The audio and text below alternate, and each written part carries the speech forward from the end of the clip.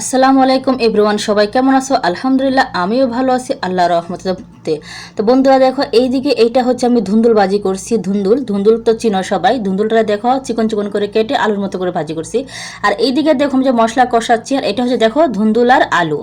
যে মশলাটা কষাচ্ছি আমি আজকে ধুন্দুল আর আলু দিয়ে নিরামিষ রান্না করব। কিন্তু কেউ দেখলে বলবে এটা নিরামিষ। দেখো তো কত সুন্দর তরকারির কালারটা। তো এখন আমি নেড়ে চেড়ে দিচ্ছি, দেখতে পাচ্ছ মনে হচ্ছে গরুর মাংস রান্না করতেছি না?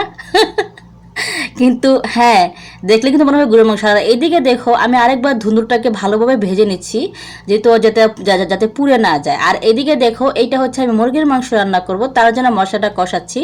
আর এই যে দেখো আমার মুরগির মাংস, কারণ আমি আলু দিয়ে ধুন্দুলটা আলাদা করে রান্না করব, আর মুরগির মাংসটা আলাদা করে রান্না করব।